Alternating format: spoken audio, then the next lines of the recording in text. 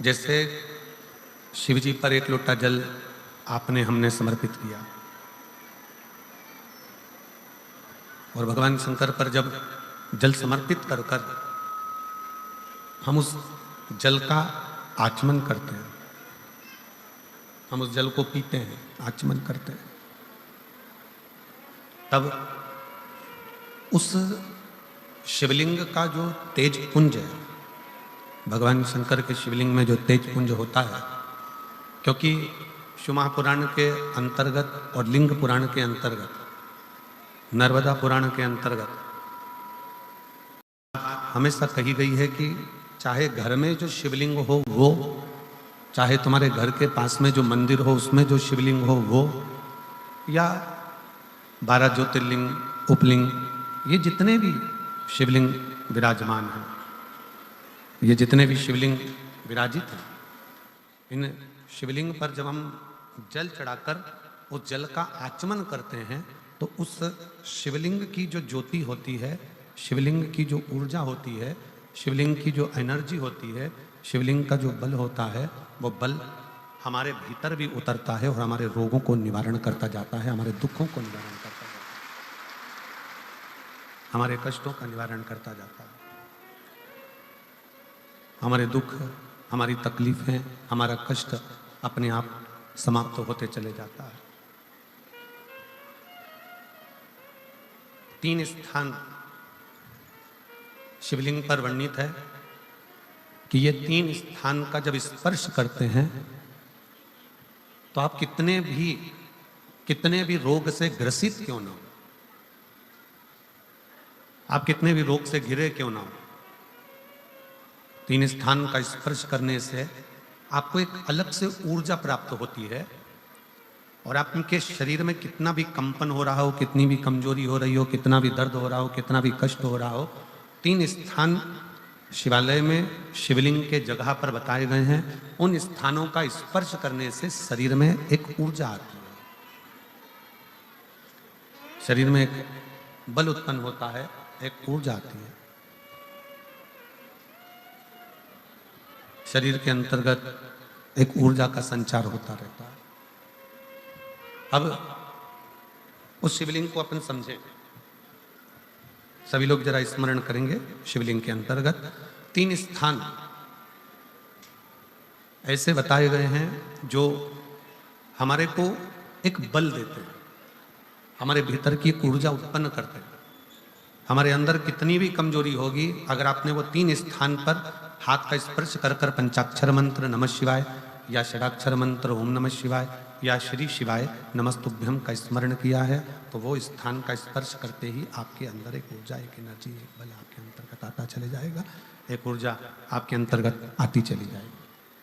3 स्थान, पहला जो ये जलाधारी बनी हुई है, ये जो गोल जो भाग आता है, जलाधारी में जो भी गोल भाग है वो गोल भाग का हाथ से स्पर्श कर लो, अर्थात जो माता जी का हस्त कमल है, पार्वती जी का, वो जो गोल जलाधारी है जिस पे शिवलिंग रखा हुआ है, वो गोल जला, ये जो चरण है जहां से पानी बहकर जाता है उस स्थान पर नहीं, जहां गोल भाग है उस गोल भाग पर अपने सीधे हाथ का स्पर्श करना और श्री शिवाय नमस्तुभ्यम का जाप या पंचाक्षर मंत्र या षडाक्षर मंत्र ओम नमः शिवाय का जाप करना, पहला। दूसरा स्थान, जहां से पानी बहकर जा रहा है उस स्थान का पानी जहां से बहकर नीचे गिरता है वो भाग पर अपने हाथ का स्पर्श, जहां से पानी बहकर नीचे गिरता है, जो जल आप चढ़ाते हो वो जल बहकर जो नीचे की ओर जाता है उसका स्पर्श, और पंचाक्षर या षडाक्षर या श्री शिवाय नमस्तुभ्यम मंत्र का जाप। फिर तीसरा स्थान बताया कि शिवलिंग में किसी भी स्थान पर अपनी हथेली का स्पर्श, केवल हथेली का स्पर्श, उसमें उंगलियों का स्पर्श नहीं, केवल हथेली का स्पर्श, और पंचाक्षर या षडाक्षर या श्री शिवाय नमस्तुभ्यम मंत्र का जाप। ये 3 स्थान ऐसे बताए हैं कि आपके शरीर में अगर बिल्कुल भी इतनी एनर्जी नहीं है कि आप 2 कदम चल सकते हैं तो शंकर के मंदिर में, शिवालय में जाकर ये 3 स्थान का स्पर्श करिए। मंदिर से जब आप बाहर निकलेंगे तो खुद के बल पर निकलेंगे, कोई आपको उठाने के लिए जरूरत नहीं पड़ेगी, आप स्वयं के बल पर निकल सकते, स्वयं के बल पर आगे बढ़ सकते, स्वयं के बल पर अग्रणी हो सकते हैं, स्वयं के बल पर आप आगे निकल सकते हैं। 3 स्थान हैं जहां व्यक्ति के जीवन के दुख तकलीफ, रोग, कष्ट अपने आप नष्ट होते चले जाते हैं। तो पहला जो स्थान है वो पार्वती जी का स्थान हस्तकमल, दूसरा कार्तिकेय और गणेश के मध्य में जो अशोक सुंदरी है और कार्तिक गणेश बैठे वहां से जो पानी नीचे की ओर आता है वो स्थान, और तीसरा अपनी हथेली का शिवलिंग का कोई भी स्थान जहां अपनी हथेली का स्पर्श हो जाए वो स्थान। ये 3 जगह हमें बल देती है, हमें ऊर्जा देती है, हमें एनर्जी देती है।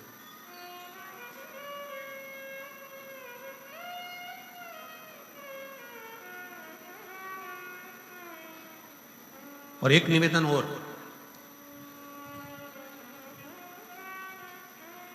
आप यदि कोई कार्य के लिए निकल रहे हो, कोई कार्य करने के लिए जा रहे हो और आपका मन उस कार्य में डामाडोल हो रहा है, ये होगा कि नहीं होगा, सफलता मिलेगी कि नहीं मिलेगी, मैं कोर्ट में जा रहा हूँ या पैसी पर जा रहा हूँ, या कोई जमीन का लफड़ा है या कोई प्रॉब्लम है, इसमें सफलता मिलेगी कि नहीं मिलेगी। जब आपके 2 मन, और ऐसा तो संसार में कोई जन्मा ही नहीं जिसके 2 मन ना हो। घर से कथा सुनने निकलते हो तो 2 मन हो जाते हैं, आज पीली साड़ी पहन के जाऊं कि नीली पहन कर जाऊं, 2 मन जब भी हो जाते हैं। भोजन करने बैठते हो तो भी 2 मन हो जाते हैं, दाल खाऊं कि गोभी की सब्जी से पहला टुकड़ा खाऊं। रोटी का पहला टुकड़ा जब तोड़ने का नंबर आता है तो सोच में आता है कि इससे खाऊं कि इससे खाऊं कि इससे खाऊं। 2 मन तो वहां पर भी है। किसी के यहाँ शादी में गए, किसी के यहाँ शादी में पहुंचे और शादी में पहुंचकर वहां बहुत सारे स्टॉल लगे हैं, खाने की बहुत सारी व्यवस्था करी गई है, फिर 2 मन हो जाते हैं कि मैं पहले चाउमीन खाऊं कि पानी पतासा खाऊं, गोलगप्पा खाऊं कि छम्मक लड्डू खाऊं कि मैं जलेबी खाऊं कि क्या प्रसाद खाऊं। मन 2 हर जगह। और ऐसा नहीं है कि मन 2 नहीं होते, मन विचलित आ जाते हैं। और शिव महापुराण की कथा कहती है कि कभी भी अगर कोई फार्म भर रहे हो, कोई एग्जाम दे रहे हो, कोई कंपटीशन एग्जाम में बैठे हो, या मेरे बेटे बेटी 10th और 12th का यदि एग्जाम दे रहे हैं, तो अपना 2 मन मत करो, तुम एक मन बनाओ कि मैं इस एग्जाम में बैठ रही हूं और मेरा विश्वास करता है कि मैं शंकर पर पूरा भरोसा करती हूं और मैंने रात दिन पढ़ाई करी है तो मैं पास होकर मानूंगी, तो वो पास होकर ही।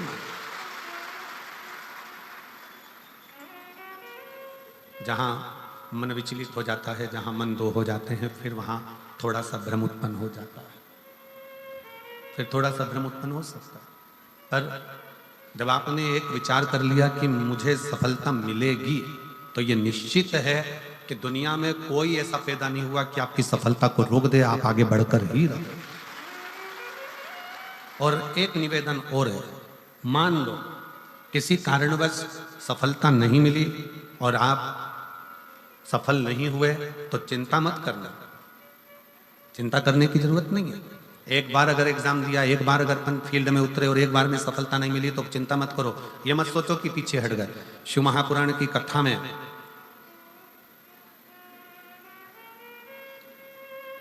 वन के अंदर भगवान शंकर अर्जुन को ज्ञान उपदेश दिए थे। जिस समय पर एक सुअर, जंगली सुअर भागता जा रहा था, और उस समय पर जब बाण छोड़ा गया था, तब भगवान शंकर ने अर्जुन को उपदेश दिया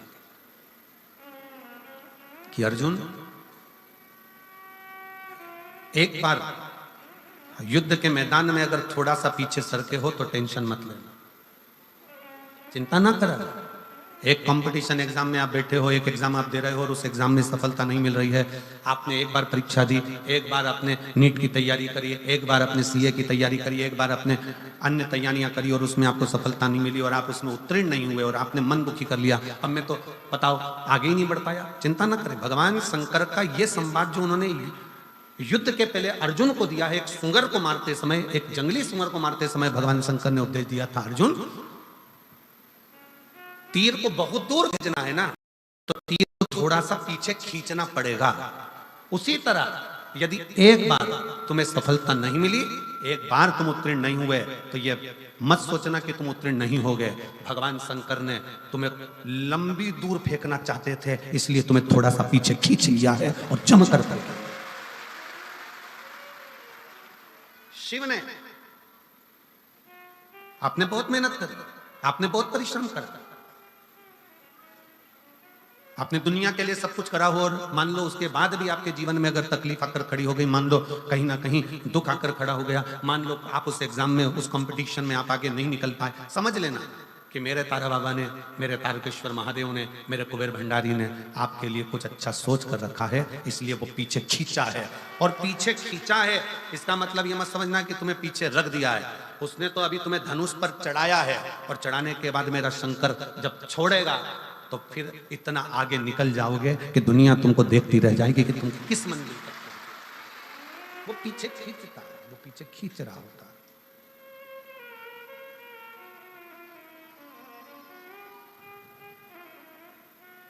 खूब मेहनत करो, खूब परिश्रम करो, खूब अच्छी लगन से कार्य करो, और जितनी मेहनत से कर सकते हो उतनी मेहनत से करो। जिस समय पर तुम्हारा दो मन हो रहा हो, तुम्हें लग रहा हो कि मैं निकलूंगा कि नहीं निकलूंगा, तुम्हें लग रहा है कि ये एग्जाम में क्लियर कर पाऊंगा कि नहीं कर पाऊंगा,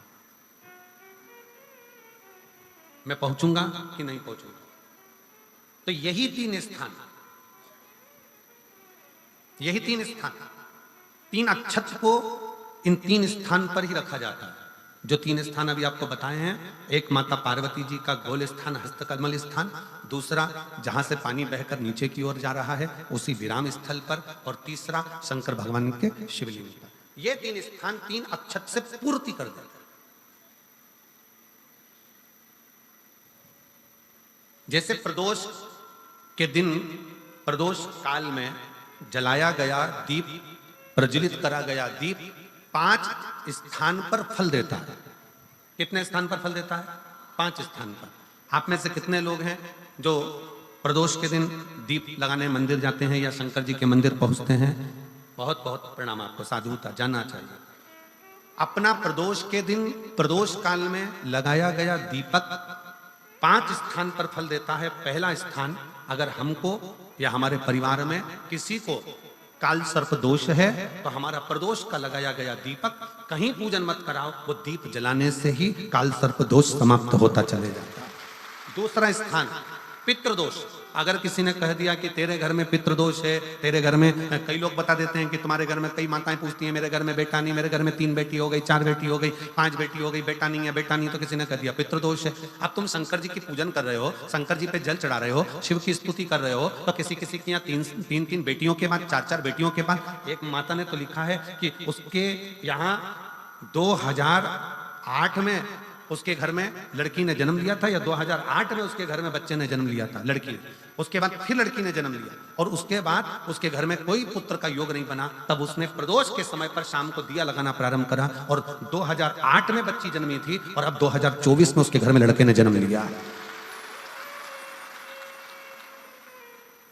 2024 में उसके घर में पुत्र ने जन्म लिया। वो बेटी होगी यहाँ पर कहीं ना कहीं, जिसके घर में बेटे, पहले की लड़की हुई, फिर 2 जुड़वा लड़की हुई, जुड़वा लड़की में से एक लड़की शांत हो गई, फिर आखिरी में बच्ची के कारण बस संतान प्राप्ति का योग नहीं बना। आखिरी में उसने फिर पुनः भगवान शंकर के प्रदोष काल में दीप जलाना प्रारंभ कर। कहीं बैठी हो तो हाथ हिला सकती हैं, अगर कहीं बैठी हो। कितना कितना विचित्र कर्म है, जरा विचार करिएगा कि प्रदोष काल का लगाया गया दीपक, प्रदोष काल, प्रदोष के दिन, प्रदोष काल का जो दीपदान होता है वो सरल नहीं होता, वो सहज नहीं होता। 5 स्थान की पूर्ति करता है। पहला, जम के बोलो, पहला स्थान किस चीज के लिए? काल सर्पदोष के लिए। दूसरा, पितृदोष। कैसा भी तुम्हें कोई पितृदोष बता दे, कितना भी तुमसे कोई कह दे कि तेरे घर में पितृ का दोष है, तेरे घर में ये दोष है, अगर आप प्रदोष के दिन, प्रदोष काल में, अर्थात सूर्य अस्त के समय के 2:45 तक का जो समय होता है, 2 घंटे के समय का, उसके अंतर्गत अगर आप प्रदोष काल के समय में भगवान शंकर को दीप लगाने के लिए अगर पहुंचे हो, तो वो आपको फल देगा ही, पितृदोष का निवारण होगा ही। चाहे तुम कुछ करो चाहे मत करो, वो पितृ की शांति करा देगा। दूसरे नंबर पर है पितृदोष। तीसरे नंबर पर है वास्तु दोष। हमारे घर का, अब एक बहुत बहुत सावधानी से श्रवण करने वाला विषय है।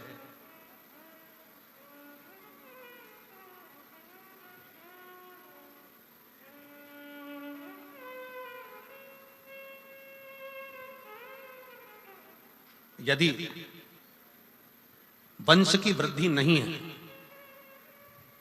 30 वर्ष शादी के हो गए, 40 वर्ष शादी के हो गए और औलाद है ही नहीं। डॉक्टर ने भी हाथ ऊंचे कर दिए, टेस्ट भी करवाया, IVF करवाया, सब कुछ तुमने करवा लिया, तो भी औलाद नहीं है।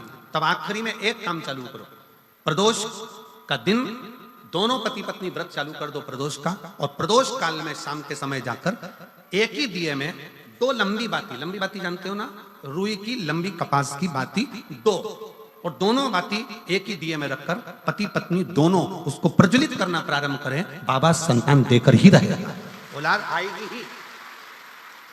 दीप की जो बाती में अंतर आ जाता है, एक गोल बाती में और लंबी बाती में अंतर आता है, बहुत अंतर आता है। पितरों के लिए गोल बाती का प्रयोग बहुत कम होता है महाराज, देवी जी के लिए, माता रानी के लिए, जगतजननी के लिए गोल बाती का प्रयोग बहुत कम होता है महाराज, ध्यान रखिएगा। एक पितर के लिए, एक जगतजननी जगदम्बा दुर्गा भवानी के लिए गोल बाती का प्रयोग कम होता है, लंबी बाती का प्रयोग ज्यादा होता है। क्यों? क्योंकि हमारे घर के कुल देवी और हमारे घर के पितर हमारे वंश की वृद्धि करें, इसलिए लंबी बाती रखी जाती है, जिससे हमारा वंश बहुत लंबा चले, बहुत उन्नति की ओर बढ़े, इसलिए लंबी बाती का प्रयोग किया। शिव महापुराण की कथा कहती है 5 जगह पर हमारा जलाया गया एक दीप जो प्रदोष के दिन प्रदोष काल में लगाया जाता है, 5 जगह पर भारी पड़ता है। पहले नंबर पर जम के बोलते जाओ, काल सर्प दोष। दूसरे नंबर पर पितृदोष। तीसरे नंबर पर घर का वास्तु दोष। हमारे घर में कितना भी वास्तु दोष है, कोई ने कह दिया यहाँ बाथरूम नहीं बनना थी, यहाँ पर शौचालय नहीं बनना था, यहाँ सीढ़ी नहीं बनना थी, वो सीढ़ी वहां बनना थी, ये सीढ़ी वहां बनना थी। तुम पूरा घर तुड़वा के देख लो, उसके बाद में जैसा वास्तु वाले हैं वैसा करा कर देख लो, उसके बाद भी तुमको शांति नहीं मिले तो समझ लेना कि तुम्हारे घर में अब वास्तु दोष तो तुमने दिखाकर समाप्त कर लिया, फिर भी वो समाप्त नहीं हो रहा, तो प्रदोष काल का लगाया गया प्रदोष के समय का दिया आखिरी में वास्तु दोष को भी समाप्त कर देता है और उसमें भी फल प्रदान करता है। काल सर्प दोष, पितृदोष, वास्तु दोष। चौथे नंबर पर 1 रुपया कमाया, 1.25 रुपये खर्च हुआ, पैसा आया गया, ये चौथे नंबर का व्यापार में थोड़े दिन दुकान अच्छी चली, थोड़े दिन बैठ गए, थोड़े दिन काम चला, थोड़े दिन बैठ गए, गाड़ी चली थोड़े दिन फिर बैठ गए, अर्थात हमारी फैक्ट्री थोड़े दिन चली फिर बैठ गए, कहीं ना कहीं तकलीफ, थोड़े दिन खाते थोड़े दिन रोते वाला चल रहा है। तो प्रदोष काल का प्रदोष के समय का दिया इस दुख को समाप्त कर कर रेगुलर एक जैसी सांझी, एक जैसी लक्ष्मी की वृद्धि करते चले जाए, प्रदोष काल का। और 5वें नंबर का प्रदोष काल का दिया, प्रदोष समय का दिया 5वें नंबर पर रोग का निवारण का, रोग निवारण। ये 5 स्थान जो बताए गए हैं प्रदोष काल के दिन, प्रदोष के दिन दीप प्रज्वलन के। और अब की बार की जो शिवरात्रि आ रही है, बाबा देवाधिदेव महादेव की बड़ी कृपा है उस पर, बहुत करुणा।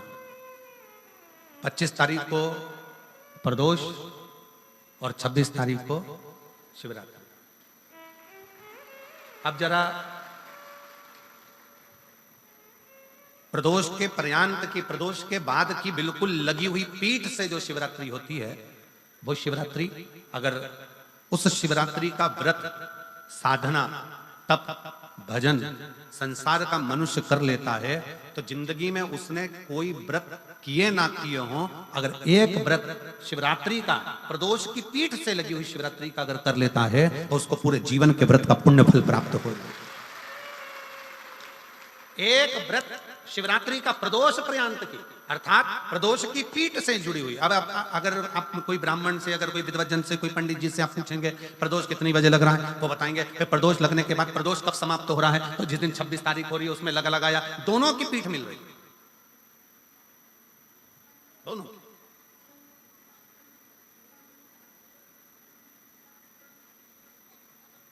करो व्रत। आपने कितनी भी एकादशी के व्रत करे हो, कितनी भी द्वादशी के व्रत करे हो, कितनी भी चतुर्थी व्रत करे हो, कितनी भी तीज व्रत करे हो, कितनी भी अष्टमी का व्रत करा हो, कितनी भी नवरात्रि के व्रत करा हो, कितनी भी तीज का व्रत करा हो, चाहे दुनिया के कितने भी व्रत आपने करे हो, अगर आपने एक महाशिवरात्रि का व्रत नहीं करा तो कोई व्रत का पुण्य फल आपके खाते के अंतर आ नहीं पाता। शिवरात्रि के व्रत की इतनी मूलता है। पर एक निवेदन है, अगर कोई बुजुर्ग है, कोई बीमार है, कोई बूढ़ा व्यक्ति है, बहुत बीमार है, तो उसको निवेदन है आप व्रत ये नहीं कि 24 घंटे का करो, आप व्रत 2 घंटे का कर लो, 1.5 घंटे का कर लो, 1 घंटे का कर लो, 15 मिनट का करो, पर निवेदन है कि जो बीमार व्यक्ति है वो आधे घंटे, 1 घंटा, 2 घंटा, 6 घंटा, 15 मिनट पर शंकर की शिवरात्रि का व्रत ये विचार कर कर करना। बहू बेटा नाते रिश्ते सबको कह देना, कोई बीमार व्यक्ति है ना वो भी कह दे कि देख बेटा मेरा व्रत है।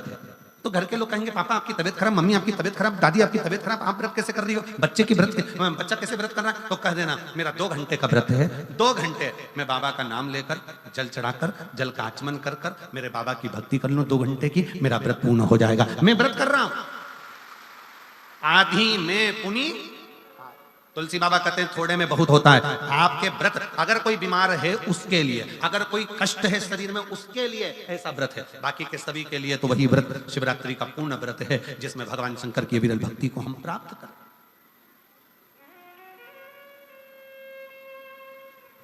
और शंभो शरणे मांगू घड़ी रे घड़ी, दुख काटो दया करीन दर्शन। ओ शंभु शरण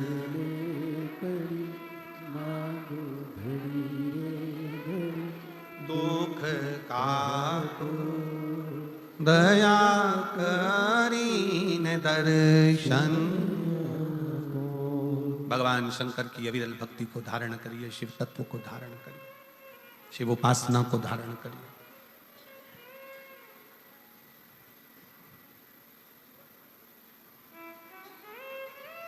महाशिवरात्रि 26 फरवरी की है, 26 फरवरी। और प्रदोष कब का है? जम के बोलो जरा। 25 फरवरी। 25 फरवरी को भी शाम के समय प्रदोष काल में बाबा का दीप लगाइए, प्रार्थना करिए और 26 तारीख का व्रत करिए बिना संकोच। और जिसके घर में शंकर भगवान के व्रत के लिए अगर झगड़ा हो रहा है तो निवेदन है व्रत बिल्कुल मत करिए।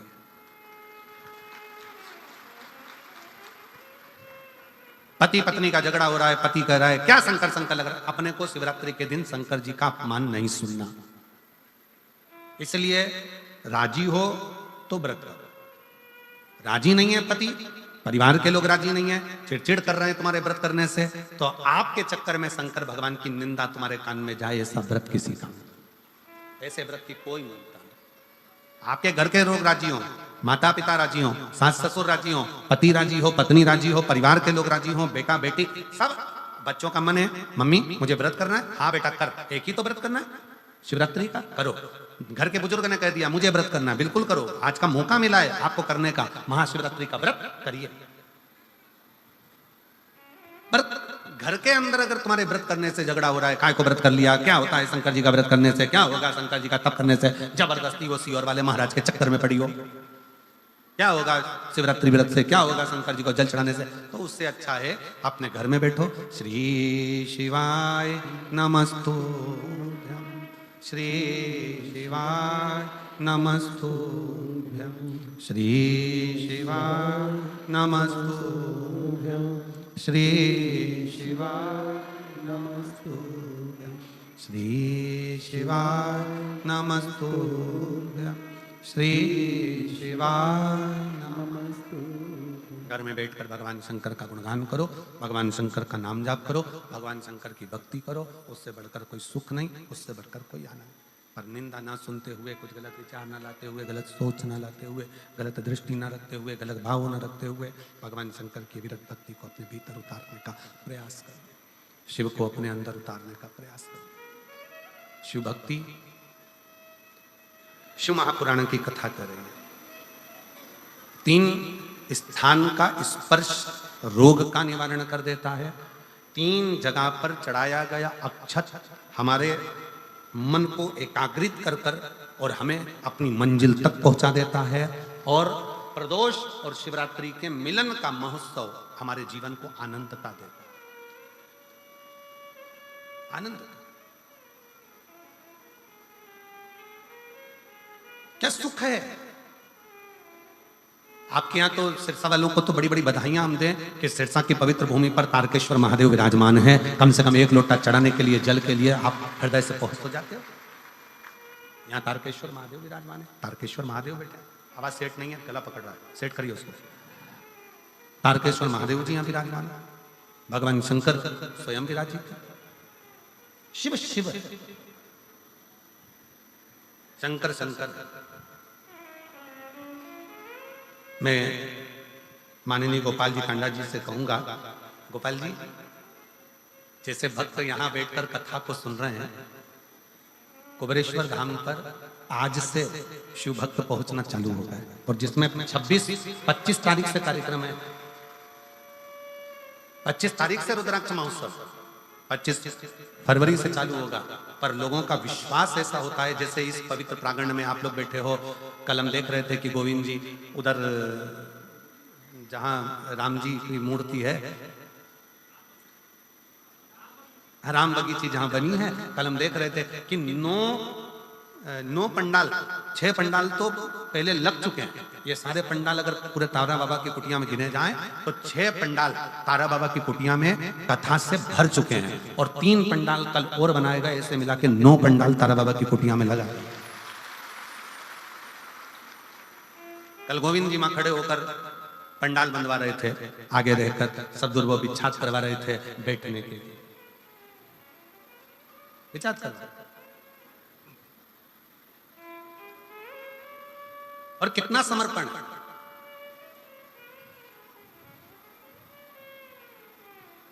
गोपाल जी, हम इतनी कथाएं करते हैं, साल भर कथाओं का क्रम रहता है। सूरत कथा करी, उसके दूसरे दिन साकरी कथा हो गई, साकरी के दूसरे दिन छत्तीसगढ़ कथा हो गई, छत्तीसगढ़ कथा के बाद दूसरे दिन प्रयागराज कथा हो गई, प्रयागराज के दूसरे दिन सिरसा कथा हो गई, सिरसा के दूसरे दिन सीहोर कथा हो जाएगी, सीहोर के दूसरे दिन भटिंडा पंजाब कथा हो जाएगी, भटिंडा पंजाब के दूसरे दिन फिर महाराष्ट्र कथा हो। कथा रोज चलती, पर तारा बाबा की कुटिया में जो व्यवस्थाएं देखने को मिलती है कि जिनके पास में अगर ओढ़ने का कम्बल भी नहीं होता है ना, तो रात्रि के समय पर उनको देखकर उनके तन पर कम्बल भी उड़ा दिया जाता है कि इसको आप आराम से सो। इसको शिव भक्ति कहते हैं। ये दिखावे से परे है, दिखावे से परे।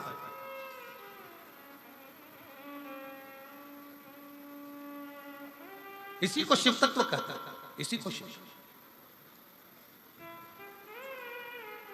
भोजन भंडारा सुबह से चालू हुआ, शाम तक चलता रहा, खूब आनंद के साथ लोग प्रसाद पा रहे हैं। सुंदर सुंदर व्यवस्थाओं के साथ में व्यवस्थित हर चीज रखी गई। और एक एक ये 9 पंडाल जो लगाए गए हैं, ये 9 पंडाल को संभालने के लिए भी कार्यकर्ताओं की टीम पूरी की पूरी संभालने के लिए, ये तारा बाबा की कुटिया की जो पूरी टीम है उसने पूर्ण रूप से इसको संभाला। इसकी प्रशंसा। और शंभु शरणे पड़ी मांगू घड़ी रे घड़ी, दुख काटू दया करीन दर्शन। ओ शंभु शरणे मांगू घड़ी रे घड़ी, दुख काटू दया करीन दर्शन। शिव तत्व इसी को कहते हैं। और जितने 9 पंडाल में शिव भक्त भरे पड़े हुए हैं, उनको एक निवेदन जरूर करूंगा, आप चिंता मत करना। आप मेरे बाबा की कथा को ग्रहण करने के लिए आए। मेरा शंकर कथा के माध्यम से हमने फिर कहेंगे, ये शिव महापुराण केवल पोथी नहीं है, ये मेरे शंकर का एक अंश स्वरूप है। जब हम कथा सुनते हैं, श्री शिवाय नमस्तुभ्यम बोलते हैं, बोलने के बाद जब हम मौन हो जाते हैं, उस समय पर आपका दुख काटने के लिए मेरा शंकर आपके कर्ण से प्रवेश कर कर आपके हृदय में बैठकर आपके घर तक जाकर आपके दुख को काट देता है। ये दुनिया लोग कहते कि कथा है, दुनिया की दृष्टि में लोग कहते हैं कि ये शिवपुराण है। हमारी दृष्टि में ये कथा नहीं है, हमारी दृष्टि में तो हमारा शंकर है, हमारा शिव, हमारा शिव।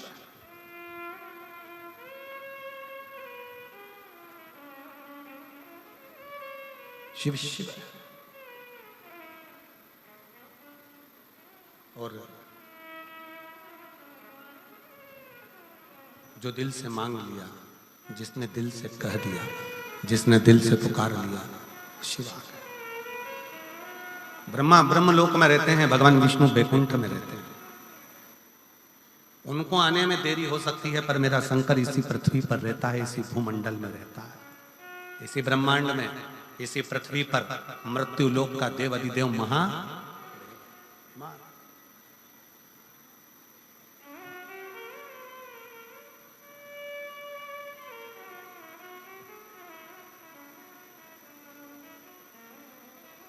गोपाल जी, लोग कहते हैं गुरु जी आप वहां कैलाश मानसरोवर की यात्रा करे हो कि नहीं करे हो? आप कभी कैलाश गए हो? हम नहीं गए महाराज जी, हम नहीं गए।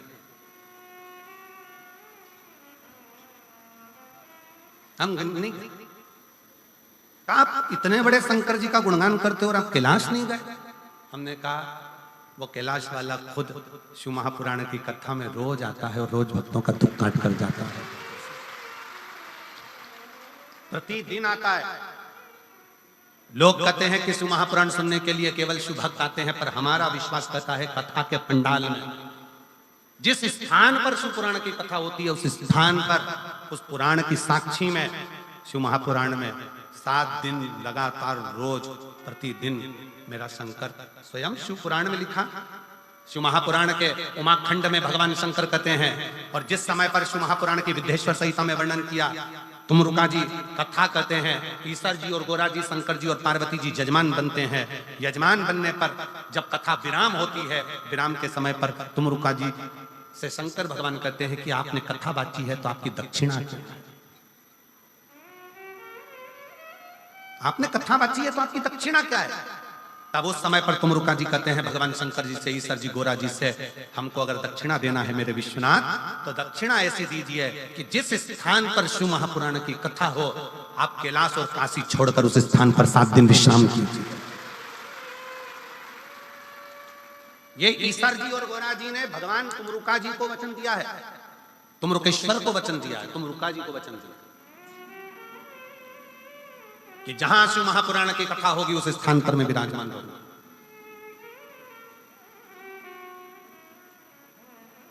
मैं स्वयं उस स्थान पर।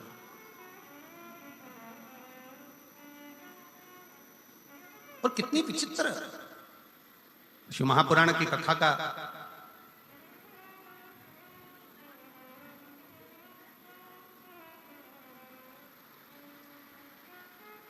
शिव महापुराण के विचारों का, शिव महापुराण का स्मरण दुनिया तुमसे कह दे कि हम कथा सुनने जा रहे हैं। मेरी जीजियों, अगर आपके घर के लोग पूछें कि कहाँ जा रही हो, तो कहना शंकर भगवान से मिलने के लिए, उसको निमंत्रण देने के लिए जा रही हूँ, मेरे घर पर पधारना, मेरा दुख निकलना, मेरा कष्ट निकलना। एक पत्र है, देखिए।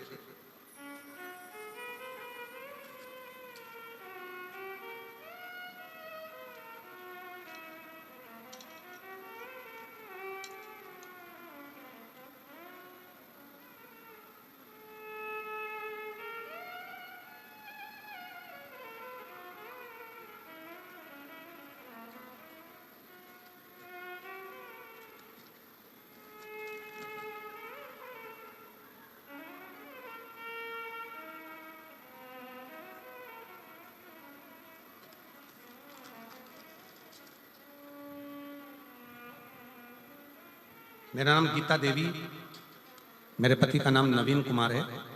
मेरा गांव गंगवा, जिला हिसार की रहने वाली हूँ। आप ही हैं? आ जाइए, बेलपत्र लेकर जाइए, आ जाओ। सबसे पहले गोपाल जी खंडा जी को धन्यवाद देती हूँ कि उन्होंने हमें दूसरी बार शिव पुराण सुनने का मौका दिया है, जिन्होंने इतनी सुंदर कथा सुनने का हमें मौका दिया। एक लोटे जल व शिव कथा का क्या वर्णन करूं गुरुदेव।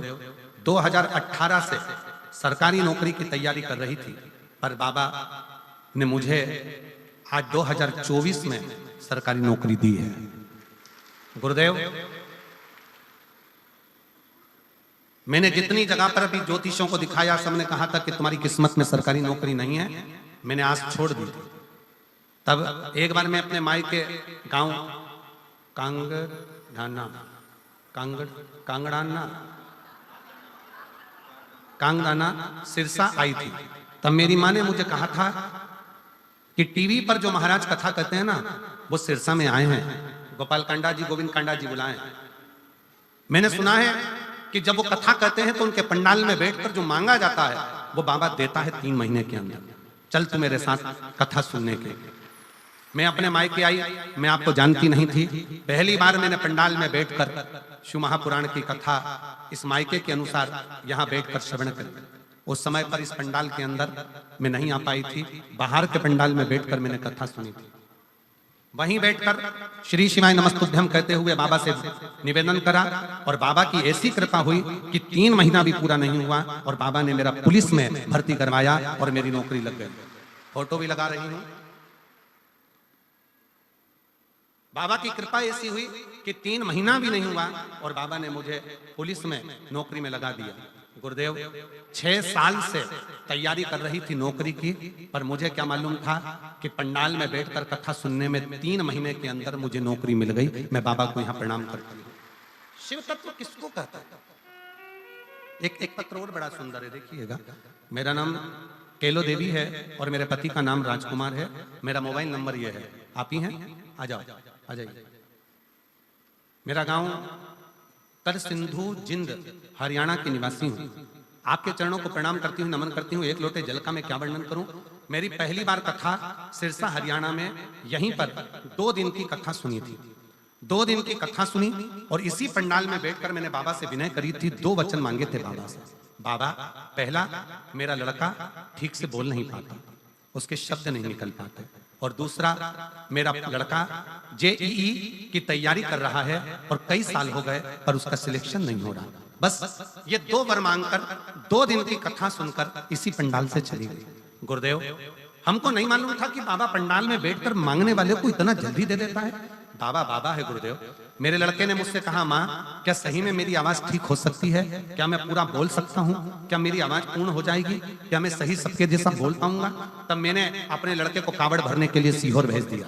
कावड़ भरकर आया सीहोर की और वहां से आने के बाद रुद्राक्ष लेकर आया। रुद्राक्ष लाने के बाद मेरे बेटे की आवाज 90% आवाज पूरी ठीक हो गई।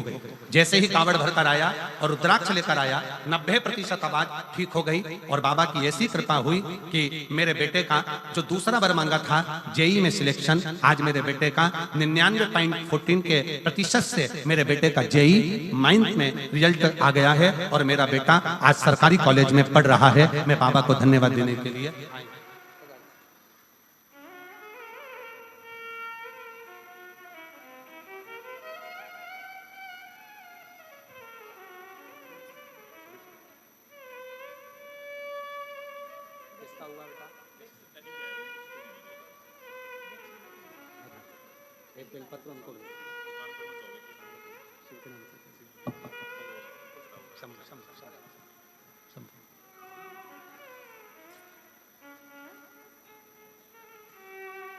शिव तत्व, शंकर की कथा, शिव महापुराण, शंकर की उदारता, शिव नाम, इसी का साथ दुनिया के लोगों को लगता है शिव तत्व में है क्या, शिव पुराण में है क्या, शंकर के गुणगान में है क्या।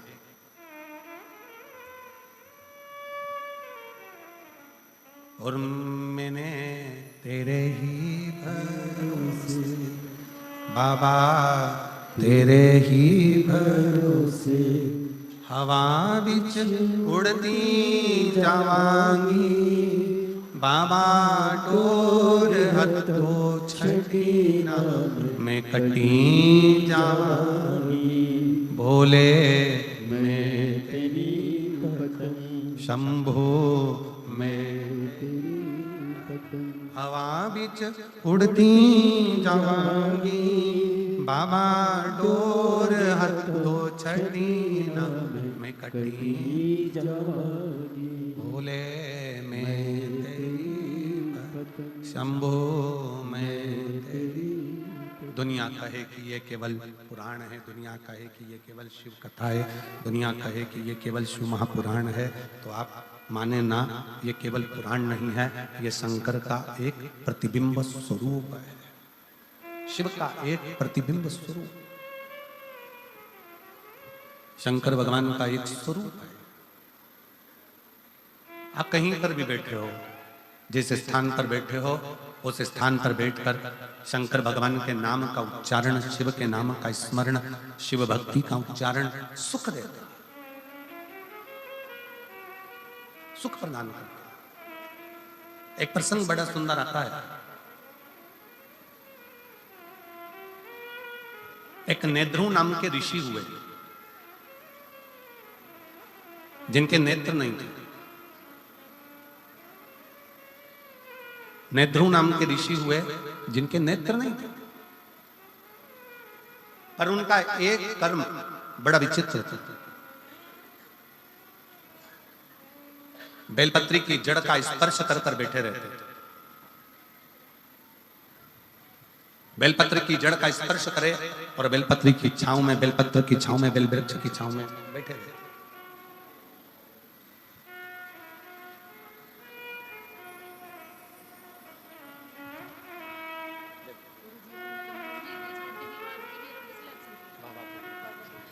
दीदी बोल रही हैं, हमने उम्मीद छोड़ दी थी कि बेटे की आवाज की भी और सिलेक्शन की भी, और बाबा ने आवाज भी दी और सिलेक्शन भी दिया। बहुत अच्छा, खुश हो, खुश हो, खुश हो, अच्छा खुश होकर जाओ, अच्छा खुश होकर जाओ, आंसू बच के जाओ, आंसू बच के जाओ, रोते नहीं जाओ, खुश होकर जाओ।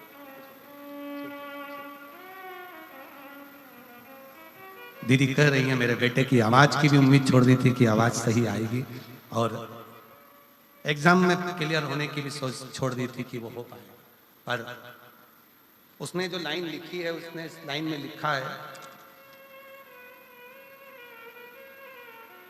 क्या सही में शिव महापुराण का पंडाल क्या शिव पुराण का पंडाल होता है?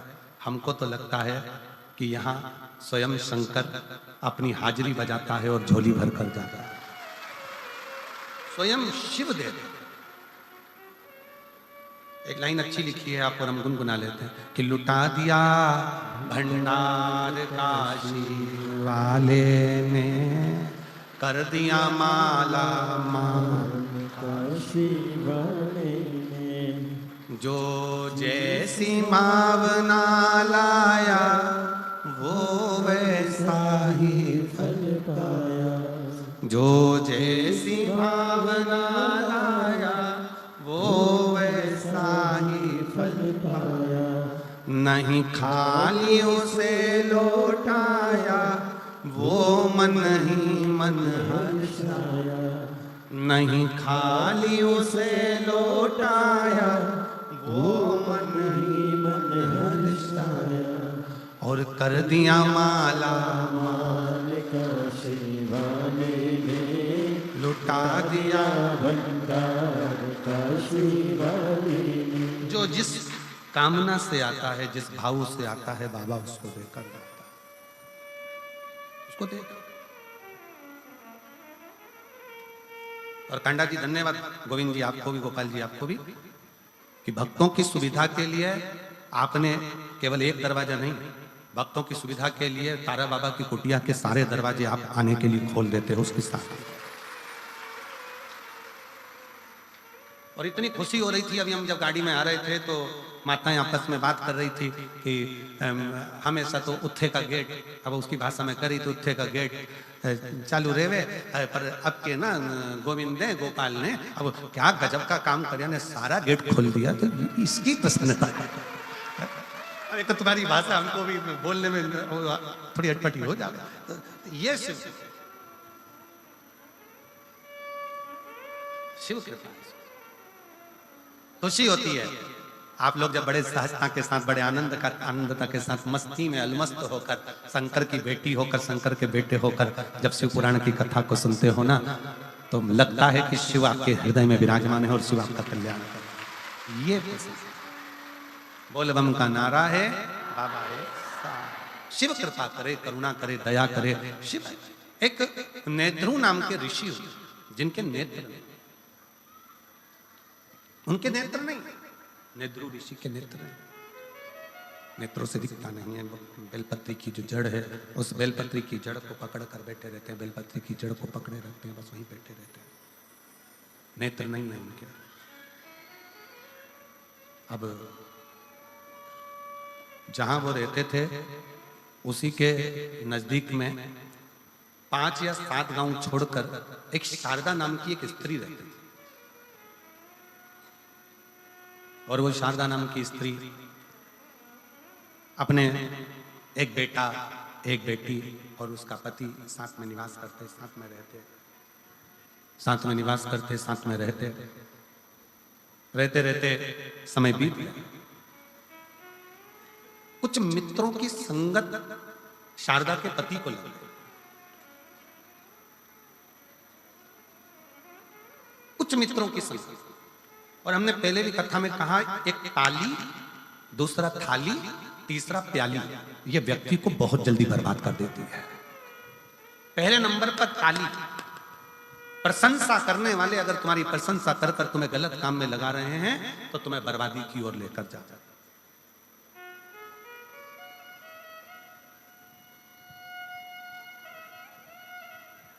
प्रशंसा करने वाले अगर तुम्हें प्रशंसा करके धर्म में लगा दे, सत्कर्म में लगा दे, भजन में लगा दे, कीर्तन में लगा दे, कथा में लगा दे, तो समझ लेना कि तुम्हारा कल्याण हो रहा है। पर प्रशंसा करने वाले ताली बजाकर प्रशंसा कर कर कर तुम्हें अगर गलत काम में लगा रहे हैं तो वो श्रेष्ठ थाली में।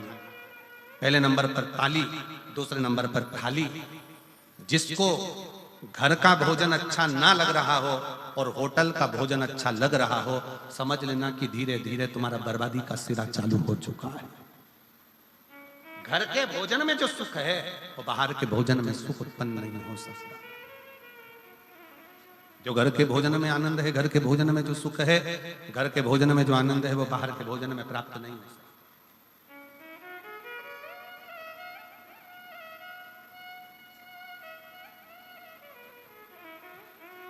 घर में जो भोजन बनाकर रखा उसमें श्रेष्ठता आई नहीं, संतुष्टि मिली नहीं, और बाहर का भोजन श्रेष्ठ लग रहा है, बर्बादी का सिरा।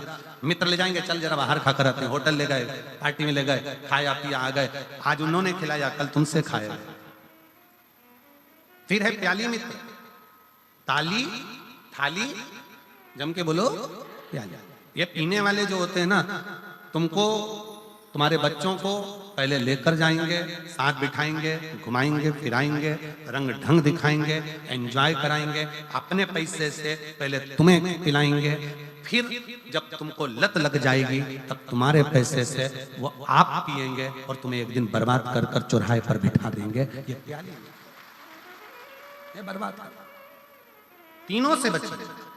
ताली प्रशंसा करने वालों से भी बचिए, थाली होटल का भोजन कराने वालों से, गलत भोजन कराने वालों से, मांसाहार कराने वालों से, वेश्यावृत्ति कराने वालों से, जुआ खेलने वालों से या अन्य व्यसनों में डूबने वालों से थोड़ा बचा। अगर गलत संगत अगर है तो वो हमें बर्बाद कर।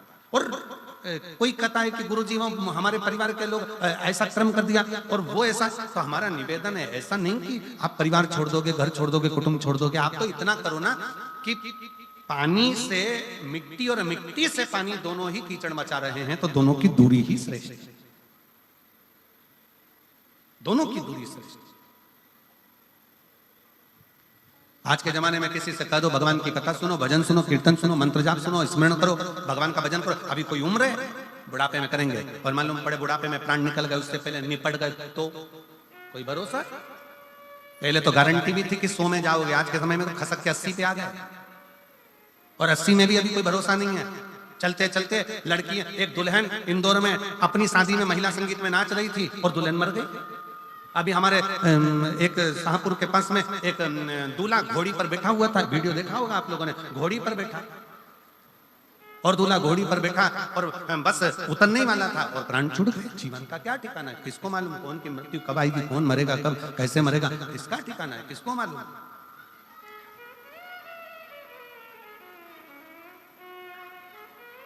आवाज नहीं आ रही भाई, पीछे आवाज खोलिए। जीवन का क्या ठिकाना है, जीवन का क्या भरोसा है। इसलिए बहुत सावधानी से जीवन को जियो, भगवत भजन कर कर, स्मरण कर कर, कीर्तन कर कर, मंत्र जाप कर कर, नाम जाप कर कर, नाम स्मरण कर कर अपने जीवन को सार्थक बनाओ। और मिलती है शिव नाम की दौलत कभी कभी, होती है अपने सिरसा में शिव पुराण कभी कभी। बड़ी मुश्किल से हो। खूब भागवत मिलेगी, खूब तुमको कथा मिलेगी, स्मरण मिलेगा, संकीर्तन मिलेगा, भजन मिलेगा, सब कुछ मिलेगा, और शिव महापुराण की कथा जब तक मेरा बाबा ना चाहे तब तक नहीं हो सकती। उसने चाहा तो ये कथा हुई है और आप श्रवण करो, उसकी कृपा। यहाँ किसी मनुष्य के बल की बात नहीं है। शिव पुराण की कथा सुनना, सुनाना और कराना।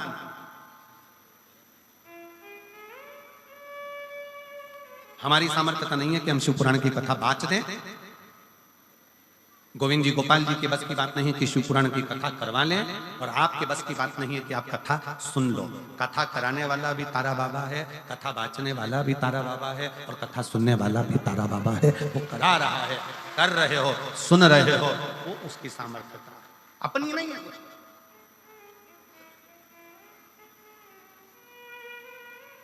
बड़ी मुश्किल से। और काया को पाके तुम कभी अभिमान ना करो। कितने भी सुंदर हो, कितने भी ब्यूटीफुल हो, कितने भी, तुम्हारे काया का अभिमान मत करो। ये काया कम माटी मिल जाती है, कोई एक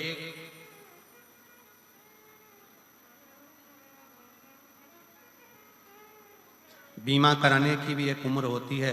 कोई 80 साल 90 साल का बीमा कंपनी में जाकर कह दे और कहें मुझे बीमा कराना, बीमे वाले कहेंगे घर जाओ, पागल हो गए हो। 80 साल में कोई बीमा होता है?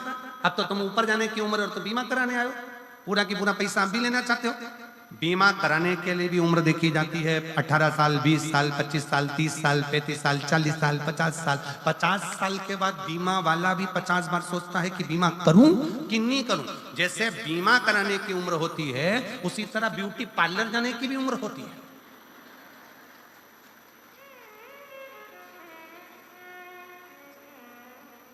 कोई 85 साल की, हाथ थर-थर कांपे, मुंडे से पूरा सोफा सेट निकल गया, खिड़कियां खराब हो गई, गेट दोनों बेकार, मशीन से काम चल रहा, पूरा चेहरे पर सल पड़ा, हाथ पूरे कमजोर, कपड़े ऐसे लग रहे जैसे हैंगर पे टांग दिए, और पूरा शरीर बेकार। और फिर उसको घर की बहू में ब्यूटी पार्लर में ले जाके बिठा दी, और फिर पार्लर वाली ने कहा मुंह ऊपर करो। अब ऊपर भी करे तो अब गर्दन भी कब तक, जवानी अवस्था हो तो ठहरी रहे, बुढ़ापे में फिर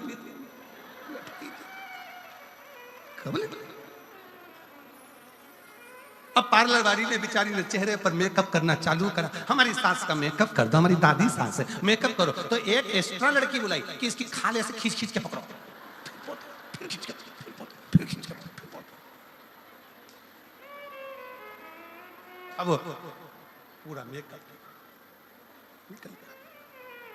अब चेहरे का तो मेकअप कर दोगी, फिर इतने में पार्लर वाली ने पूछा सोफा सेट तो है ही नहीं, दांत का है? तो वो बहू बोली फ्रीज में रखे हैं। फ्रीज में एक डिब्बी मंगवाई फ्रीज में से के लेके आओ, थोड़ा सा चेहरा ठीक हो जाएगा, दांत लगाए, फिट करे। अब इतने में 95-80 साल की डोकरी बोली बूढ़ी अम्मा, लेंस लगा दो आंख।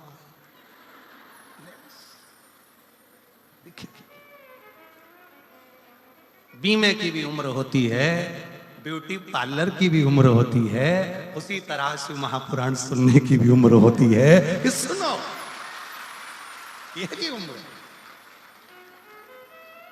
शरीर साथ देगा नहीं, और कथा में जाकर बैठ भी जाओगे तो मन लगेगा नहीं, तो क्या मतलब कि काया को पाके तुम कभी अभिमान ना करो, काया को पाके तुम कभी अभिमान ना करो, माटी में मिल जाती है ये काया कभी कभी, मिलती है शिव नाम की भक्ति कभी कभी, होती है अपने सिरसा में शिव पुराण कभी बड़ी मुश्किल से।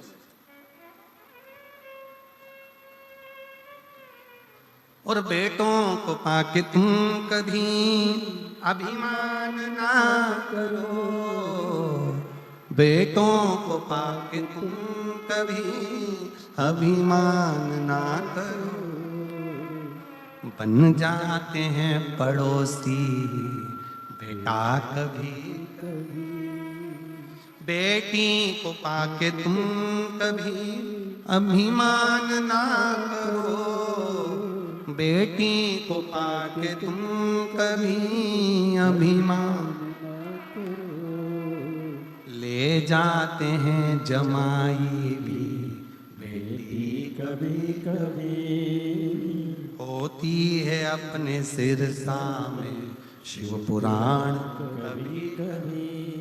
मिला मौका, बीमे की उम्र होती है 70-80 में बीमा नहीं कराया जाता, ब्यूटी पार्लर की उम्र होती है, पार्लर भी जब थोड़ा ठीक हो तभी कराया जाता है। उसी तरह भजन की शिव पुराण की भी उम्र है। ये शरीर घर में थक कर पड़ जाए उससे पहले एक बार कुबेरेश्वर धाम में जाकर रुद्राक्षोत्सव का दर्शन भी करो और कथा। सिरसा वालों सावधान, तारा बाबा की कुटिया में कथा चल रही है, दिल से सुनो, नहीं तो ऊपर जाकर यमराज भी पूछेगा तेरा क्या होगा रे कालिया। सावधान, दिल से सुनो, हृदय से सुनो। कथा सुनने के बाद जैसे प्रसन्नता में अपने घर जाती हो ना, जिस दिन प्राण छूटेंगे ऊपर जाओगी ना, तो तुम्हारे स्वागत में बहुत सारे लोग खड़े होंगे। क्यों?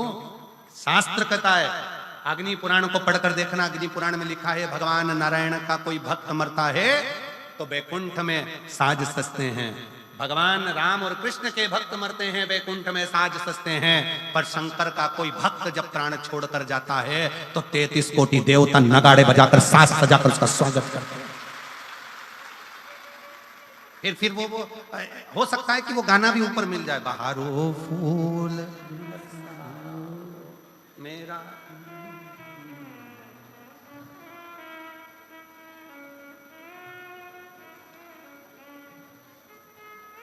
चांदनी रागनी गाओ,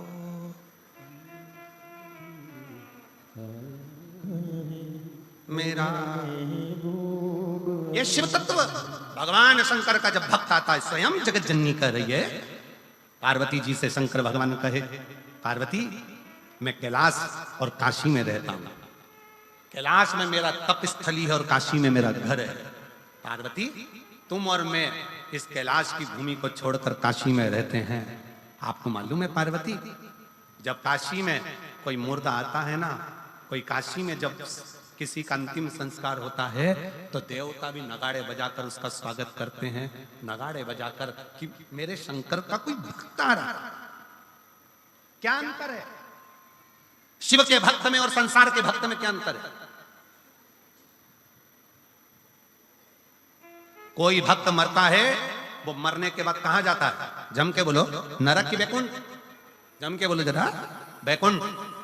और बैकुंठ में कब तक रखा जाता है उस भक्त को? जब तक उसका पुण्य चल रहा है, पुण्य चल रहा है, उसने जो पुण्य करा होता है तब तक बैकुंठ में रहने देते हैं। आपको होटल के 5 स्टार 7 स्टार होटल के रूम में कब तक रखेंगे? जब तक तुम्हारी जेब में 1000 की गड्डी पड़ी है, 500 का नोट की गड्डी पड़ी है, तब तक तुम्हें होटल के रूम में रखा जाएगा। और वेटर भी कहेंगे जी सर सामान आदि ये वो सब।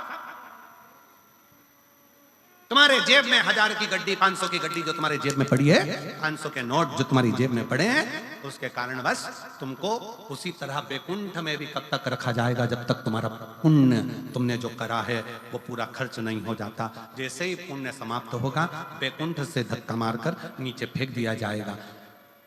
भक्त बैकुंठ से वापस धक्का मारकर नीचे फेंक दिया जाता है उसका पुण्य जब समाप्त हो जाता है। पर शंकर का भक्त, शंकर को 1 लोटा जल चढ़ाने वाला, शिव का नाम लेने वाला जब मरकर जाता है तो किसी की सामर्थ्यता नहीं होती कि डबल से नीचे भेज दे, वो शंकर का हो जाता है। शिव के भक्त का दूसरा जन्म नहीं होता। पार्वती जी ने शंकर भगवान को कहा था, क्या काशी में जो मरा है, काशी में जिसके प्राण छूटे हैं, वो दूसरी बार जन्म लेगा? शंकर भगवान कहे नहीं, मेरा भजन करने वाला, मेरा स्मरण करने वाला, मेरा मंत्र जाप करने वाला दूसरी बार जन्म नहीं है। इसलिए सावधान, जितने भी सिरसा के रहवासी इस शिव महापुराण की कथा को सुन रहे हैं, आज कथा का कौन सा दिन है? तीसरा। कितने दिन की और बची? 4 दिन। समापन के दिन सुबह हो जाएगी, हम अपने घर, तुम अपने घर। 4 दिन की कथा और बची है। सिरसा वालों का भाग्य है कि कथा का रस तत्व ग्रहण करके अपने जीवन को उतारना और शंकर की भक्ति में ऐसे डूब जाना कि अगली बार जब बाबा अगर कथा कराए तो तुम्हारा भी पत्र यहाँ आए कि मेरे बाबा से मैंने मांगा था इसी पंडाल में। और बहारो फूल, अरे गाओ गाओ। शिव का भक्त आया है, शंकर। सितारो रागनी गाओ, भोले का भक्त आया है, भोले का भक्त आया है। कितना कितना कितना शिव है,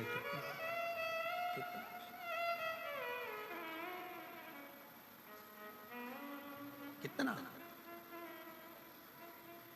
नेध्रुव ऋषि के नेत्र नहीं है, दिखता नहीं, नेत्र गायब है। बेलपत्र के जड़ को पकड़कर नेध्रुव ऋषि बैठे हुए। शारदा का पति गलत संगत में पड़ गया। सूचना मिली शारदा को कि मेरा पति गलत संगत में दोस्तों के साथ कहीं निकल गया। दोस्तों ने सूचना दे दी कि तुम्हारा पति एक पहाड़ से नीचे गिरकर मर गया। शारदा की आंख में आंसू भर गए। मेरा बेटा, मेरी बेटी दोनों छोटे हैं और मेरा पति चले गए, प्राण छूट गए, प्राण चले गए।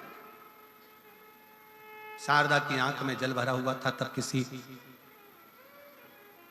एक कुम्हार घड़े लेकर जा रहा था और शारदा का विहंगम स्वरूप देखकर उसका नेत्रों से नीर बहता जा रहा है। मेरे बच्चों का पालन कौन करेगा, कौन संभालेगा इन्हें? कुम्हार ने कहा शारदा से, बहन, ओ जी, ओ बहन, एक ऋषि रहते हैं 7 गांव छोड़कर, नेध्रुव ऋषि, जिनके नेत्र नहीं। तेरे मन में क्या दुख है? मेरा पति चले गया, मैं बेधव्य हो गई, मुझे सूचना मिली मेरा पति नहीं रहा, मेरे बच्चे छोटे। नेध्रुव ऋषि के पास जाओ, उस कुम्हार ने कहा। नेध्रुव ऋषि के पास? हाँ। रोती हुई शारदा बोलती है, इतना बड़ा दुख का पहाड़ गिर गया और तुम कह रहे हो कि वो ऋषि के पास, वो संत के पास, वो साधु के पास जाओ। ऐसे ना जाने कितने संत साधु होंगे। कुम्हार ने अपनी वाणी में कहा, शारदा मेरी बहन, मेरी जीजी सुन, वो नेध्रुव ऋषि साधारण नहीं है, वो शंकर का परम भक्त है। उसके नेत्र नहीं है, पर पीपल की बेलपत्र की जड़ को पकड़कर बैठा रहता है और 1 सेकंड के लिए भी बेलपत्र की जड़ को छोड़कर बेलपत्र के वृक्ष के नीचे से जाता नहीं है और शंकर भगवान के नाम का जाप करता रहता है। और अगर कुम्हार कह रहा है किसी ऐसे शंकर के भक्त का जब दर्शन हो जाता है, कोई शिव के भक्त के पास में जब हम जाते हैं, शंकर की कथा में जब हम जाते हैं, शिव महापुराण में जब हम जाते हैं और कोई शिव भक्त का जब हम दर्शन करते हैं, तो आधा दुख तो हमारा वैसे ही समाप्त हो जाता है। शारदा जाओ, नेध्रुव ऋषि बैठे हैं, बेलपत्र की जड़ को पकड़कर, बेलपत्र की जड़ को पकड़कर।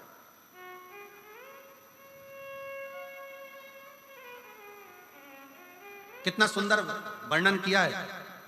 जिसके उदर से जुड़ी हुई जो प्रॉब्लम रहती है, उदर में अगर कोई तकलीफें रहती, एक पत्र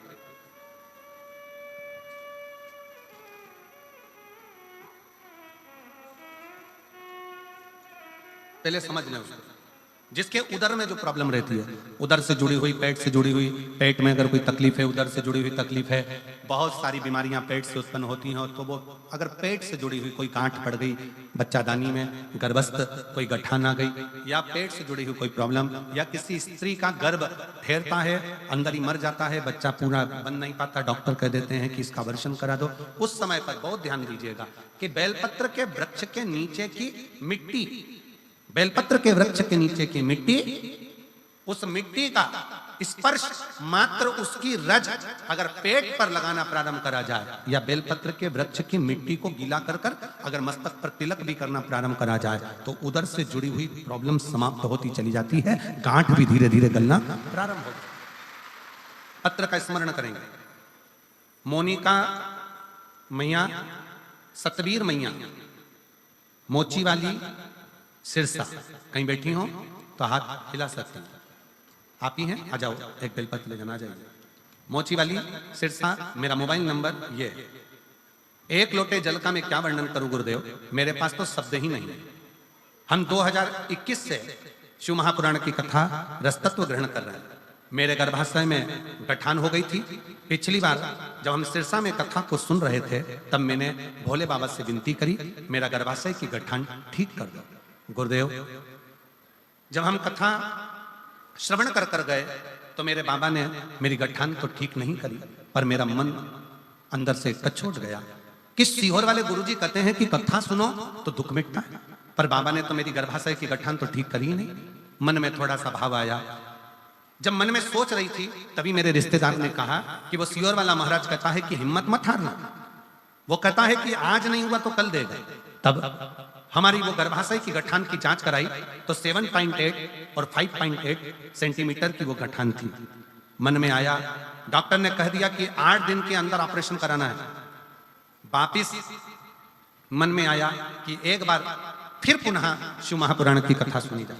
मैंने टीवी के सामने आसन लगाया, आसन लगा के फिर मन से कथा सुनी, और कथा सुनने के बाद शंकर जी पे एक बेलपत्र चढ़ाना, जल चढ़ाना, उसको पीना प्रारंभ करना। ऑपरेशन के लिए हम 8 दिन बाद डॉक्टर के पास पहुंचे। 8 दिन बाद जब ऑपरेशन के लिए पहुंचे, डॉक्टर ने पहले सोनोग्राफी करी तो डॉक्टर 18/9/2024 को कहता है कि आपकी गठान जो 7.8 की थी वो 1.7 पर आ गई है, 1.7 पर आ गई है। इसलिए आप ऑपरेशन मत कराओ, पर यह बताओ कि तुमने कौन सी दवाई खाई। हमने उसको कहा कि हमने बेलपत्री और शिव का चढ़ा हुआ जल पिया है। डॉक्टर खुद आश्चर्य में भर गया, अब ये क्या होगा। सिरसा में आपकी दूसरी कथा हो रही है जिसको सुनने के लिए मैं पंडाल में बैठी हूँ।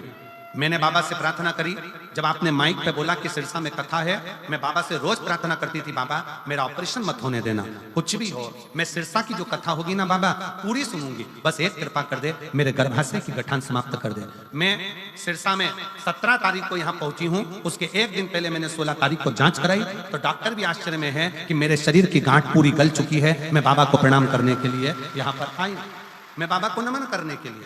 शिव तत्व हम फिर निवेदन करेंगे, डॉक्टर शंकर का एक रूप है। डॉक्टर जो दवाई दे उसको पाओ, उसको खाओ। डॉक्टर बोले जांच कराओ, पर साथ में शंकर का किया हुआ भरोसा दड़ी बनाओ। शिव तत्व को दड़ी बनाई, शंकर के भरोसे को दड़ी बनाई।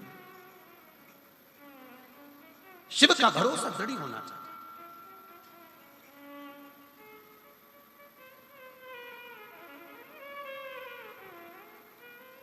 मेरे शंकर का किया गया भरोसा टूटेगा।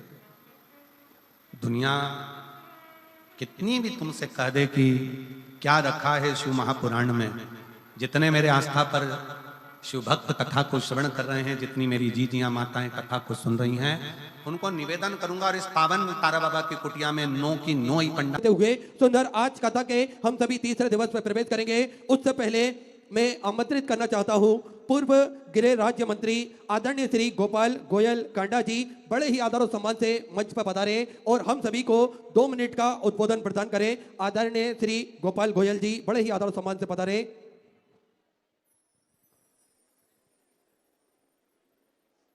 गुरुदेव के पावन और पवित्र चरणों में प्रणाम करते हुए, नमन करते हुए आए हुए सभी भगत जन, मेरी मातृशक्ति माँ, बहनें, भाई, सभी को मेरा सादर नमन। कांडा परिवार की तरफ से सभी को सादर प्रणाम।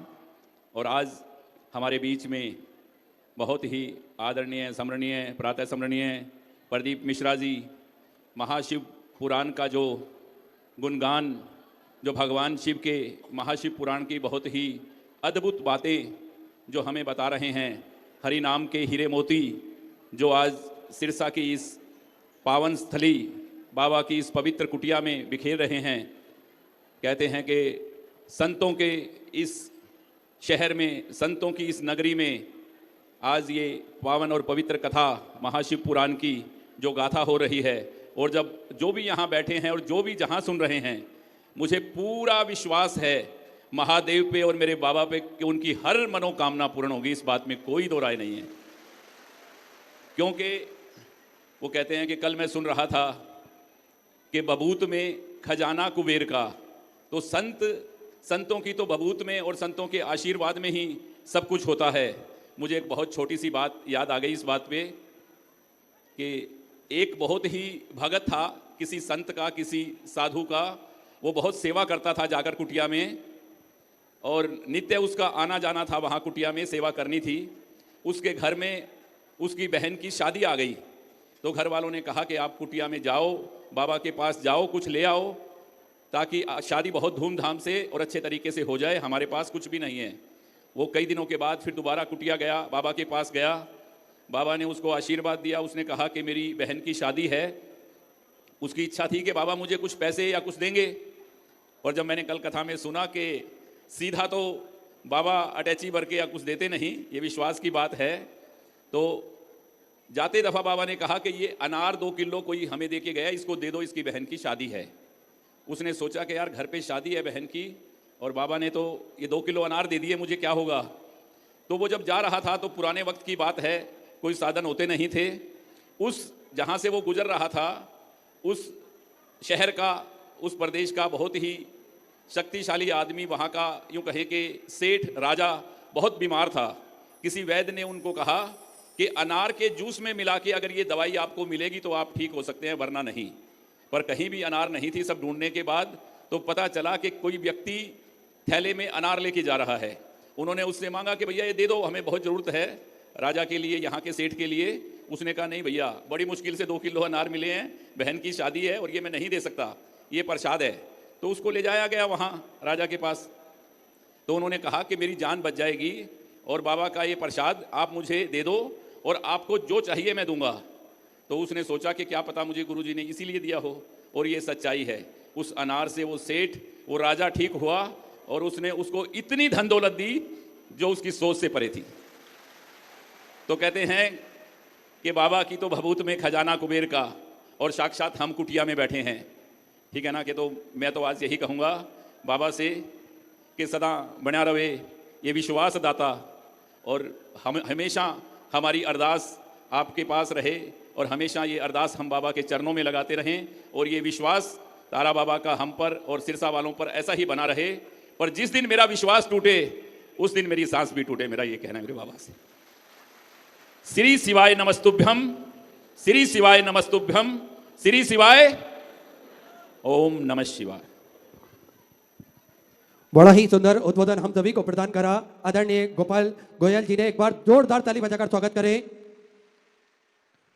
और निरंतर आप सभी को ज्ञात है कि सिद्धपुर सीहोर की पावन धरा पर सेवा का कार्य सुचारू रूप से चलता है, जिसपे गौ माता की सेवा प्रतिदिन सुचारू रूप से चलती है।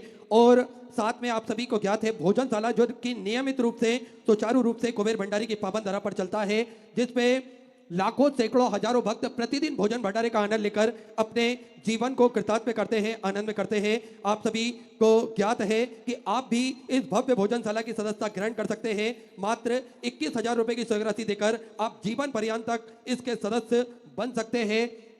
साथ में आप सभी को ज्ञात है प्राथमिक उपचार केंद्र एक पूज्य गुरुदेव के सानिध्य में चलता है, जो कि निःशुल्क रूप से कुबेर भंडारी की पावन धरा पर चलाया जाता है, जिसमें किसी भी प्रकार का कोई शुल्क नहीं लिया जाता है। और दवाई गोली भी निःशुल्क रूप से वितरण की जाती है। समय समय अनुसार स्वास्थ्य शिविर भी निःशुल्क रूप से लगाए जाते हैं। और आप सभी को निरंतर ज्ञात है 251 कमरों की यह भव्य विशाल धर्मशाला बनने जा रही थी, उसका निर्माण कार्य बढ़ाते हुए 100 कमरों का और इजाफा करते हुए 351 कमरों की यह भव्य विशाल धर्मशाला बनेगी, जिसके अंतर्गत निःशुल्क रूप से पूज्य गुरुदेव के सानिध्य में कन्या विवाह निरंतर करे जाएंगे। इसमें रुकने की, भोजन की व्यवस्था और कन्यादान की व्यवस्था सब पूज्य गुरुदेव के सानिध्य में रहेगी, पूज्य गुरुदेव के आदेश अनुसार रहेगी। तो निरंतर आप सब इन सेवा के प्रकल्पों से जुड़ सकते हैं, आप भी पुण्यशाली बन सकते हैं, भाग्यशाली बन सकते हैं। देखिए एक विशेष सूचना आप सभी को निरंतर पूज्य गुरुदेव से जुड़ना है सीधे, या फिर किसी भी प्रकार के उपाय जानना है, या फिर आपको आगामी प्रोग्राम आयोजन जानना है, तो एक मिस कॉल नंबर पर आप सभी मिस कॉल कर सकते हैं। यहाँ बैठे बैठे भी आप मिस कॉल दे सकते हैं। नंबर आप सभी नोट कर सकते हैं 7433874338।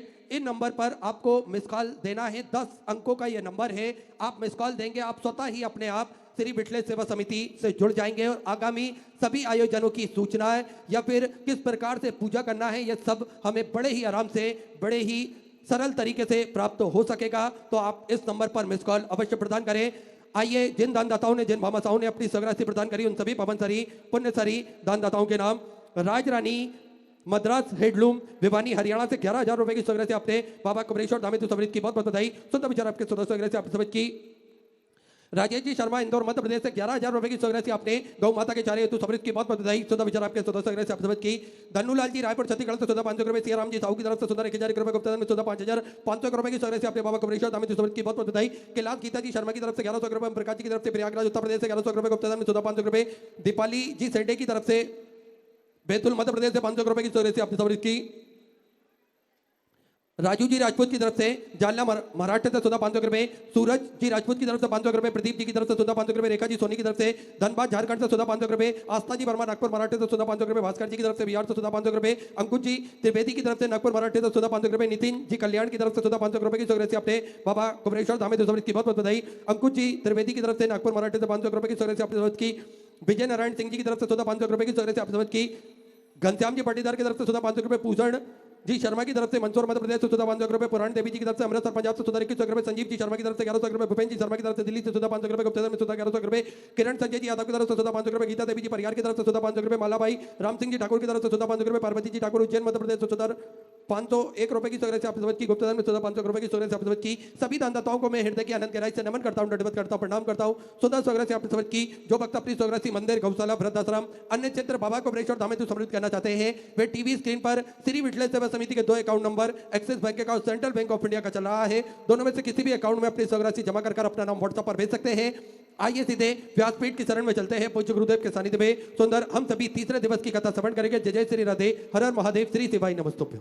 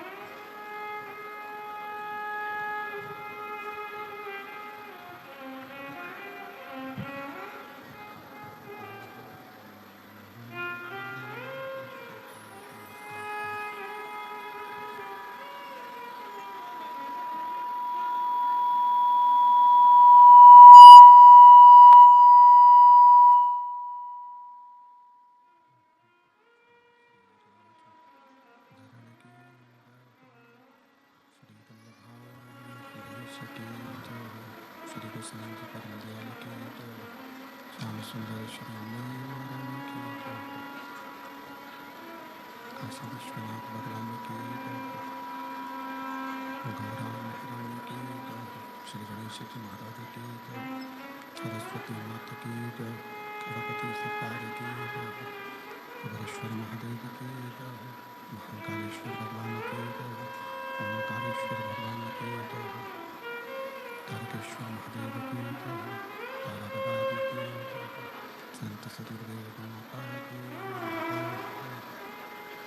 चिंता संतान पदम कंदाचार्य तो जिंतुआ सर्वपापी हो भगत सर्वदा निकल अज्ञान तिमिराभास्य ज्ञान जशनाथ चक्षुर्मिलितं तस्मै श्रीगुरवे नमः। नमामि हृदय शेषे लीलाचरब्धीशं लक्ष्मी सहस्रनाम सकमलं कलामि चतुर्भीष्व चतुर्भीष्व चतुर्भीष्व चतुर्भीष्वजायते सो पंचदा विश्वनाथ भगवान की जय।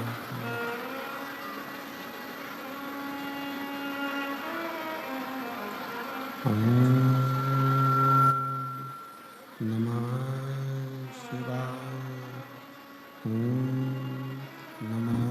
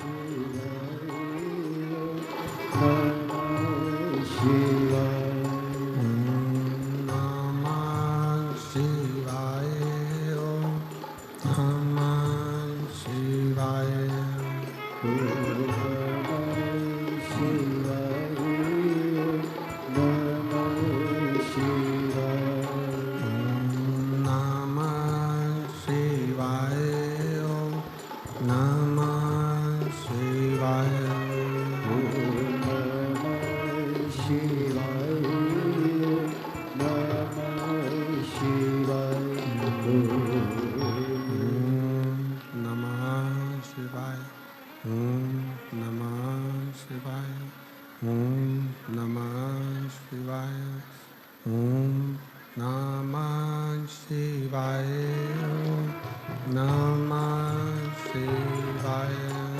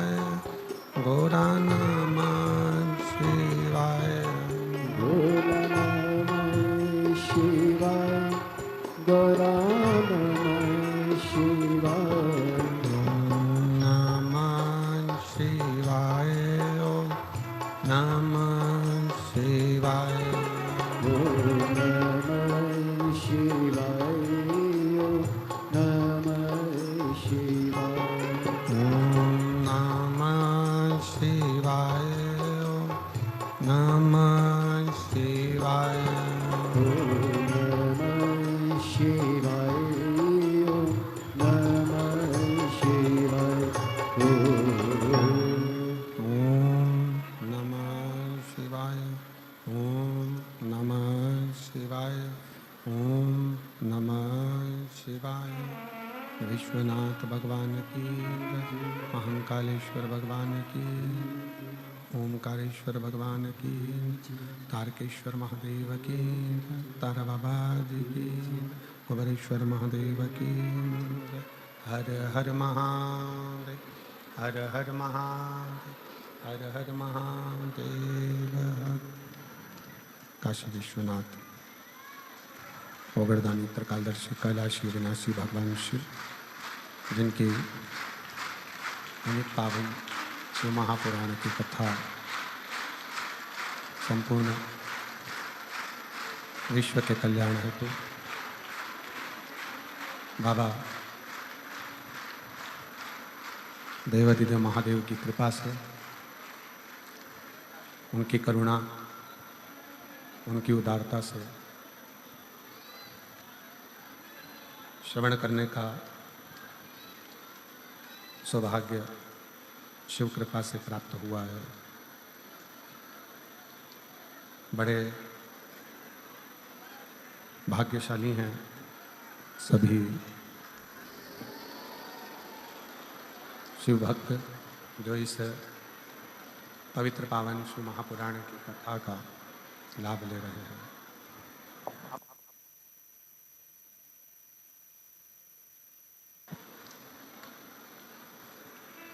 भगवान देवादिदेव महादेव, भगवान शिव,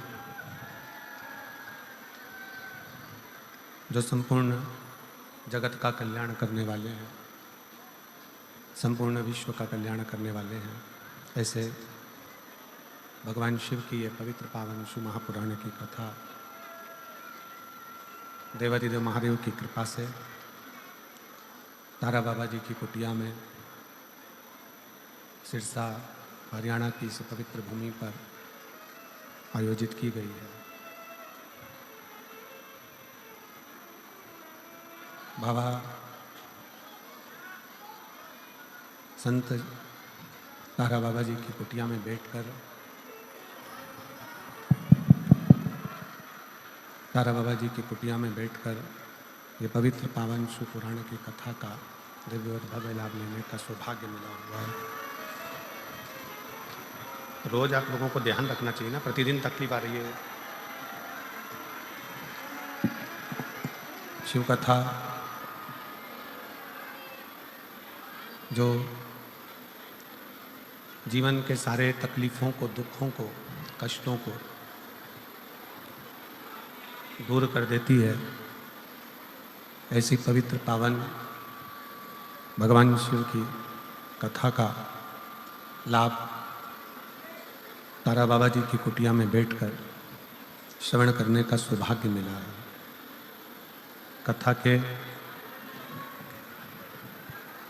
मुख्य यजमान वैसे तो स्वयं तारा बाबा जी हैं,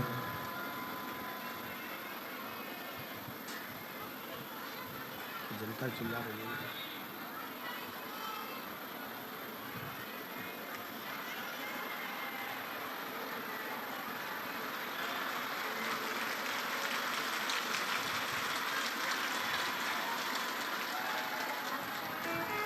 तारा बाबा जी की ये पवित्र पावन भूमि, जहाँ पर बैठकर शिव महापुराण की कथा का दिव्य और भव्य आयोजित किया है, जिसका लाभ लेने का सौभाग्य भगवान शिव की कृपा से आप और हमको प्राप्त हुआ है। कथा के मुख्य यजमान श्री गोपाल जी कांडा, पूर्व राज्य गृह मंत्री, श्री गोविंद जी कांडा, वरिष्ठ भाजपा नेता एवं मुख्य सेवक तारा बाबा कुटिया, श्री लखराम जी कांडा, श्री शुभम जी कांडा, श्री धवल जी कांडा, श्री धैर्य जी कांडा, कांडा परिवार सिरसा हरियाणा। एक बार यजमान परिवार के लिए जोरदार ताली बजाकर स्वागत, वंदन, अभिनंदन, जिन्होंने